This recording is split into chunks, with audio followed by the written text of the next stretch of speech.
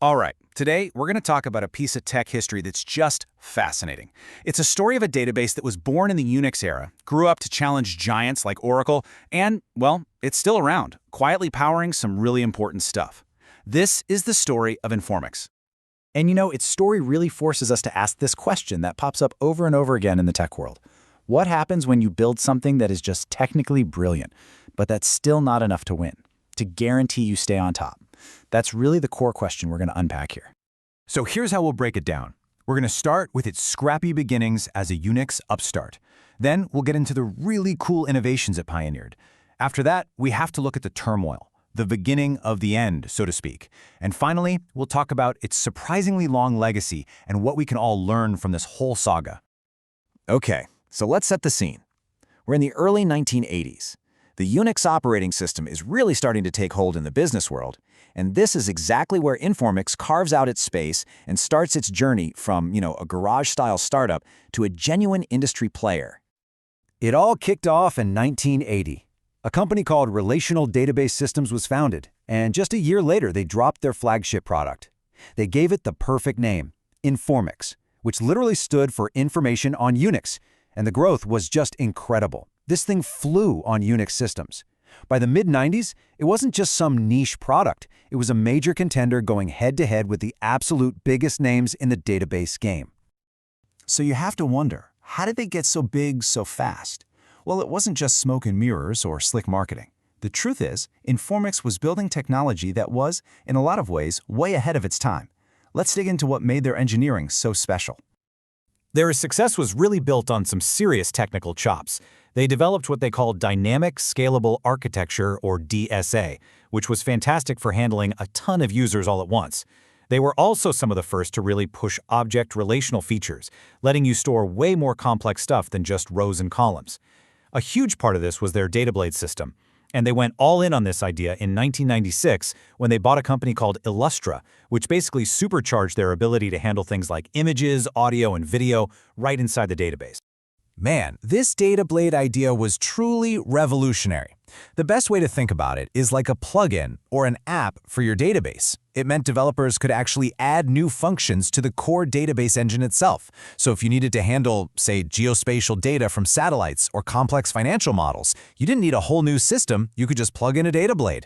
This modular approach was incredibly powerful, and honestly, a preview of how a lot of modern databases work today. But, like we said at the beginning, being the smartest kid in the class isn't the whole story. Even with all this amazing technology, the company started to run into some serious headwinds. And this is really the turning point in the story, the moment this titan started to wobble. And this is the fundamental conflict right here. On one side, you've got this pioneering high-performance engine that was an absolute beast on Unix systems. But on the other side, the company was battling strategic blunders, a ton of internal drama, and just mounting financial pressure. It got to a point where the problems inside the company started to outweigh the brilliance of the product itself. This whole period of chaos finally came to a head in a really dramatic way. In 2001, the journey of Informix as an independent company was over. IBM swooped in and bought them for a cool $1 billion. So after that acquisition, the name Informix really started to disappear from the mainstream tech conversation. But the tech itself? Oh, it didn't go anywhere. IBM folded it into its own data division, and that powerful engine found a new, much quieter life, powering absolutely critical systems in retail, in telecom, and especially in embedded systems where you need something that just plain works, no matter what. And that brings us to the third act of the Informix story. Because even though it left the big stage, its journey was nowhere near finished. In fact, it's still evolving today, which just goes to show you that truly great technology can have a very, very long life. And the story took another really interesting twist not too long ago. A company called HCL Technologies made a deal with IBM to take over development and support for Informix. They're breathing new life and putting new money into the platform, making sure that this story keeps going. And don't think this is just some ancient relic. The latest version, Informix 15.0, is actually incredibly modern. It supports multiple data models, so it can handle your classic relational data right alongside time series and JSON. It's built for high availability, it's totally ready for edge computing in the world of IoT, and it still has its classic strengths, a tiny footprint and just rock-solid reliability. So when you step back and look at the whole journey, From this little startup to an industry giant, through the acquisition and to its quiet persistence today, what can you really take away from it all?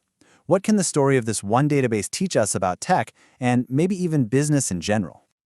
I think lesson number one, and it's maybe the biggest one, is that amazing tech is not a magic wand. Informix had absolutely world-class engineering, but that couldn't save it from the internal chaos and strategic mistakes. It's just such a powerful reminder that the business side and the leadership side are every bit as important as the code. The second lesson is all about timing. Informix's ideas about object relational databases and that data blade architecture, they were visionary, absolutely. But the wider market just wasn't quite there yet. It shows that sometimes being too early can be just as difficult as being too late. The idea was spot on, but the timing was just a little bit off. And finally, the third lesson is that legacy is not a dirty word. Informix might not be the buzziest name you hear about anymore, but it is still a deeply trusted engine for mission-critical systems all over the globe. It just proves that sometimes stability and reliability are way more valuable than hype, especially when failure is not an option. Ultimately, the story of Informix just reminds us that so much of our world runs on this quiet technology. You know, the stuff that doesn't make the headlines, but it forms this invisible foundation for our daily lives. It really makes you wonder, doesn't it? What's the unsung technological hero that's powering your world right now?